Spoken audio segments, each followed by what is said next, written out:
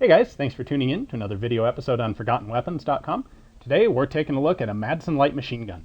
This is actually a semi-auto rebuild of a Madsen, and we're going to do some shooting and take it apart and just generally learn all about it. So in order to disassemble the Madsen, what we're going to do is rotate this lever up. That allows us to open the top cover, and then pull this lever, this pin, back. Now we can separate the buttstock from the upper assembly. Grab here, this one's a little tight. There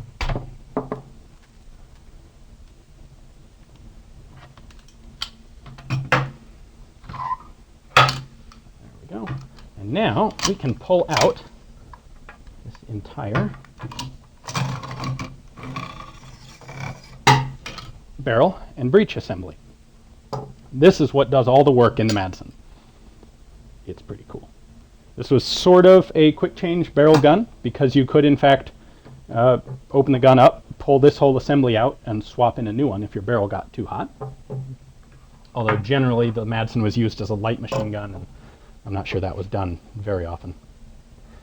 So let's take a look at how this functions. This has been described as like a full auto Martini Henry, or a full auto falling block action, which is actually a fairly accurate representation. What you have, the magazine sits here. Your magazine sits basically right here on the side of the action. And when the gun cycles, there's a little rammer that pushes a cartridge from the magazine into this feedway. And you can see on the bolt here, there is a nice little channel, smooth channel milled out. So when the gun first feeds, the cartridge drops into that channel, and then this lever, this finger, acts as a rammer and pushes the cartridge all the way into the chamber. Once that's done, the bolt drops slightly. I'm sorry, the bolt rises slightly, and we have a firing pin. You can see the firing pin hole right there. So once the cartridge is loaded, the breech is positioned so that firing pin hole is lined up with the primer, right about like that. And then the hammer, this is a hammer-fired gun, the hammer in the lower hits this projection right here, and that extends the firing pin. You can see that. If I line this up here, when I push, no, when it's up you can't see it. Once a cartridge has fired, we have an ejection cycle. First off, the bolt goes up, which opens this curved channel on the bottom of the bolt. We have an ejector right here. You can see this little ejector lip right there. That kicks the empty cartridge out, like that. That cartridge, the empty, comes down this channel and gets ejected out the bottom of the gun. Then the whole cycle repeats itself. This is a recoil-operated gun, so there's no gas tube or gas piston or anything working. And all of these functions are controlled by cams on the receiver of the gun. So you have a pin right here on the bolt that runs it up and down. There is a block in the bottom of the receiver that fits into this U-shaped notch, and that controls the rammer lever. And then there's a channel for this pin, which helps control the ejector. If we look on the receiver of the gun, so there is a removable block in the side of the receiver here with a bunch of very specific contours cut in it. Those contours are what control the position of the bolt as the whole assembly is cycling back and forward. This right here is our little spring-loaded cartridge pusher. So at the proper time in the cycle, this will push a cartridge from the magazine into the action. Back here, in the lower portion of the receiver, we can see the hammer, which is this guy. I pull the trigger. You can see that's the hammer. And then this is connected to the crank handle on the side.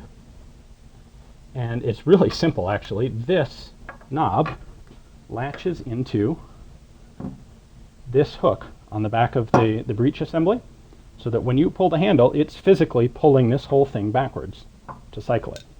On a lot of recoil-operated guns, like Brownings and Maxims and Vickers, running the charging handle doesn't actually cycle the barrel backwards. So you can't use that charging handle to do everything. In the case of the Madsen, when you pull the handle, it pulls the whole assembly backwards. The recoil spring for the gun is located inside the wrist, basically, right down inside here. You can see that in there. So, now that we've explained this, let's go ahead and reassemble all the guts back into this gun, and you can see it actually performing all of those functions at once.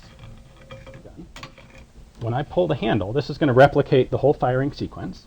So you can see when this is forward, the bolt is positioned so that it's locked to the breech. The firing pin is directly behind where the primer would be.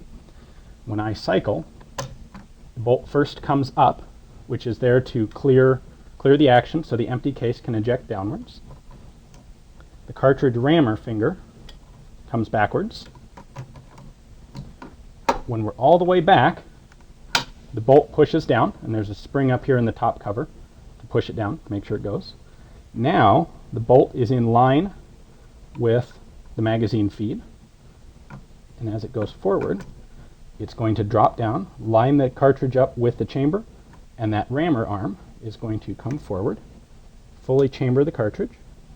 You can see it, the spring here on the magazine well is no longer pushing a cartridge in, so that it doesn't try to jam another one into that opening.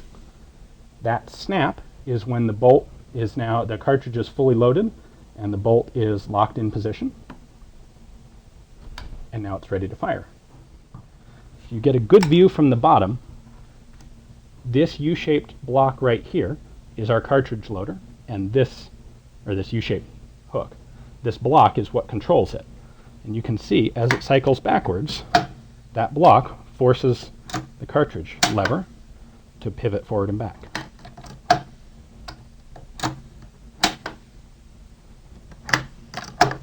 Now you can also see this silver piece, that is the ejector. So as the bolt cycles backward, that ejector is flinging the empty case backwards, and it's running down that chute and spitting out the bottom of the gun.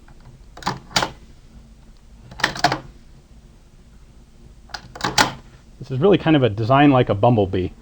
You know, a lot of people say that couldn't possibly actually work, but here it is in living proof actually working. All right, so a few other things to look at on the Madsen.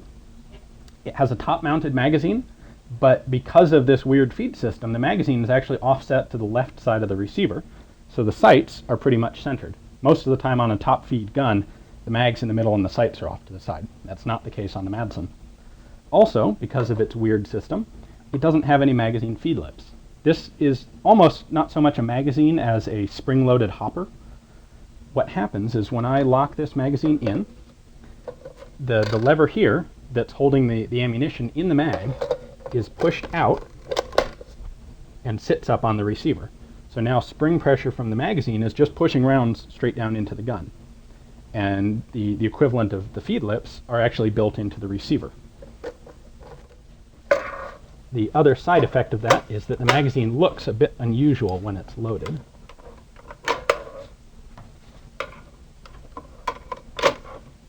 You can see that's not how a typical rifle magazine works, but it is how the Madsen works. The Madsen gun was made in at least a dozen different calibers. The first versions were introduced in 1902, and they were available for commercial sale into the 1960s, which is really an incredible run for a light machine gun, especially one as weird and that was developed as early as the Madsen. This was, in fact, the world's first functional, practical, and militarily used light machine gun. As I said, these were first introduced in 1902, and they were used very early by a number of countries. Russian cavalry units used these in the Russo-Japanese War in 1905. They were, of course, used by the Danes. They were used, frankly, by more or less everybody everywhere. The system is very easy to change to different calibers, at least from a factory point of view. You just basically adjust the overall length of the magazine and the recoil spring in the barrel. This particular gun is a 1946 Chilean model. It was originally in 30-06 caliber. We have actually swapped this one over to an 8mm barrel and breech assembly because we have a lot more 8mm to shoot. And the 30-06 magazines feed just fine with 8mm. The 8mm cartridge is a little shorter, but because of the way this system is designed, that really doesn't hinder reliability in the magazines. There were a variety of different flash hiders used on different versions of the Madsen. This is one of those guns that was available in about 10 zillion different calibers and barrel lengths and configurations. In this case, this is just an empty cone flash hider. So you can see we have kind of a funky style of bipod on this particular gun. You have to undo this screw, and then the bipod folds up. There were all sorts of other different variants. I don't think many of them were less practical than this one, but that's what the Chileans wanted, so that's what they got.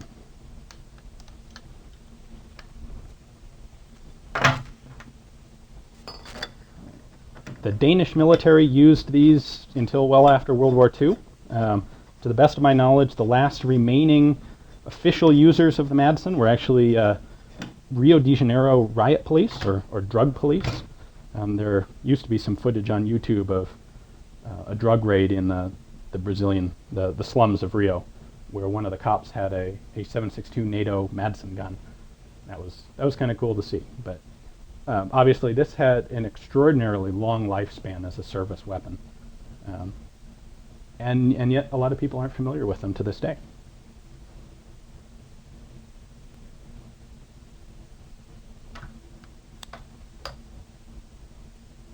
Right, so the safety selector on the Madsen is down here.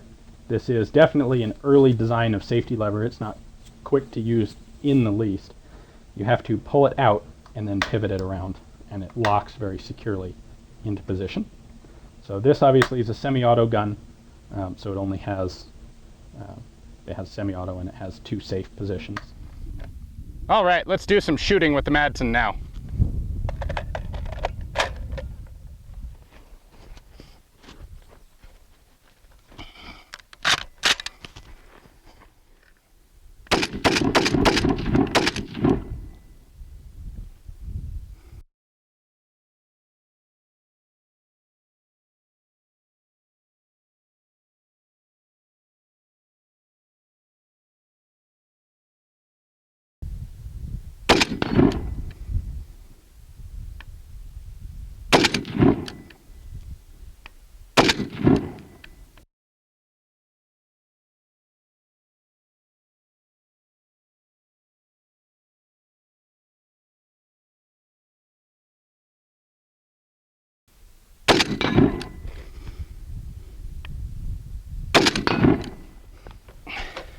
All right, we're gonna try this offhand.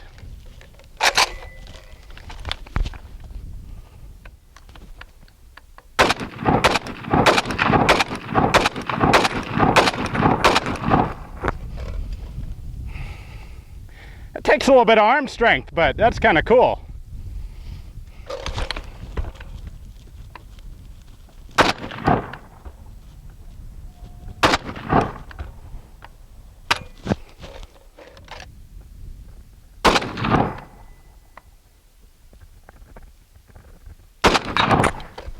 That was a hit.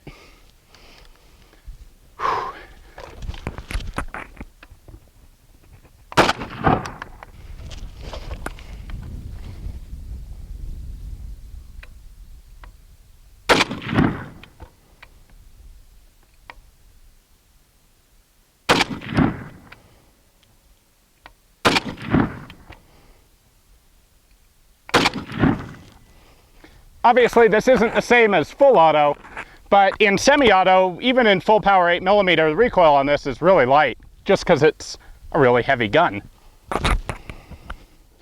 All right, so the Madsen light machine gun was really the first practical light machine gun ever developed and adopted by a military force. It was first adopted by the Danish military in 1902, which is extremely early. And another interesting feature of the Madsen was that they also designed this tripod for it, which more or less allowed it to become the world's first practical general purpose machine gun as well. The standard Danish Army adopted it under this configuration in place of a water-cooled gun in the 1920s. They found during testing that it actually outperformed water-cooled guns like the Colt and the Vickers. So we're going to go ahead and give it a try off the tripod, see how accurate we can get, and how it performs. Got a loaded mag in there already. I'm going to go ahead and zero in on one of my steel targets. This hand wheel controls a double screw that elevates and depresses the gun. The handle back here allows me to traverse the gun. So originally, this handling here on the tripod would allow you to fire the gun remotely, so you didn't have to stick your head up at the barrel level. We're missing a few components on this tripod, so we're just going to go ahead and use the trigger. It's a semi-auto gun anyway, so let's see what we can get here.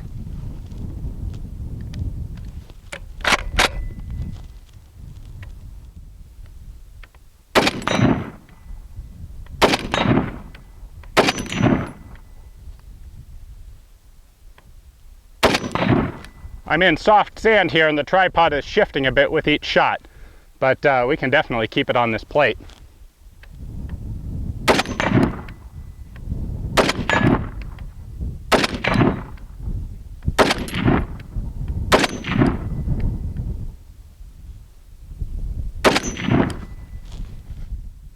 Alright guys, thanks for watching. Hope you enjoyed the video, and tune back in to ForgottenWeapons.com for more cool light machine guns.